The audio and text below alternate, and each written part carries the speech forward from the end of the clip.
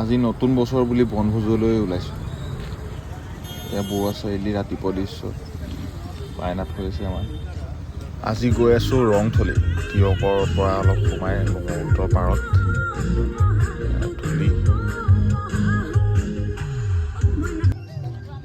এয়া আমি পাই গ'লোহি। ইয়াৰ পৰিৱেশটো চব বহুত সুন্দৰ পৰিৱেশ, একদম নৈৰ কাষতে হয় জেগাটো। বাঘমৰাদি ছেম। এয়া আমাৰ গাহৰি বনি আছে, এইভাগ চুঙাত দিয়া হৈছে, দুভাগ বনোৱা হৈছে।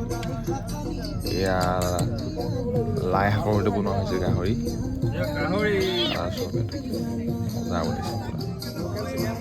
এয়া উৎপলে বনাই আছে লোকেল চিকেন, মানে গাহৰি খোৱা বেছি মানুহ নাই।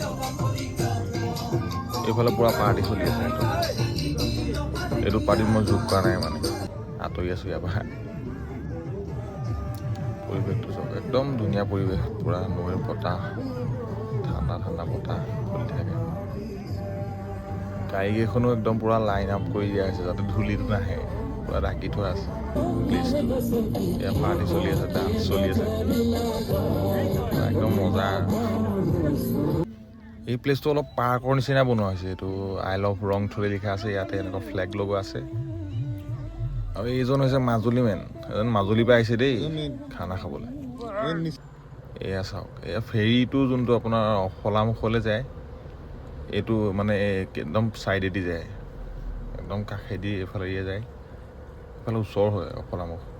এয়া গৈ আছে ফেৰী, আন্ধাৰে হ'ব হ'ল আৰু লাষ্ট ফেৰী হ'ব। এইটো গৈ আছে এতিয়া। এইটো ছানছেটৰ এটা ভিউ দেখুৱাই দিছোঁ আপোনালোকক, চব কি সুন্দৰ লাগে দেখিবলৈ। ইয়াৰ পৰা একদম জিলিকি থাকে বেলিটো। আৰু এইফালে এতিয়া যিখন মাজুলীলৈ ব্ৰিজ হ'বলৈ গৈ আছে যোৰহাটৰ পৰা, এইখন ব্ৰিজৰ খুঁটাকেইটা দেখিবলৈ পাইছে। এইফালে পৰা ওচৰৰ পাৰ্টি কৰি আছে। এতিয়া আমি চব সামৰি মেলি ইয়াৰ পৰা ওলাবলৈ লৈছোঁ। এইটো আন্ধাৰ হ'লে ইয়াৰ পৰা মানে ধূলি অলপ ভিজিবিলিটি প্ৰব্লেম হয়, এনে ওলাবলৈ লৈছোঁ। অলপ দিনে পোহৰে ওলাইছোঁ, ইয়াৰ পৰা যাবলৈ ওলাইছোঁ। এইখন নতুন গাড়ী আমাৰ। এয়া আমাৰ তিয়ক হাইৱেত উঠিছোঁ, যোৰহাটৰ ফালে আহি আছোঁ। বেছি টাইম নালাগে, যোৰহাট টাউনৰ পৰা গ'লে 1 ঘণ্টাত একদম পিকনিক স্পট পাই যায়।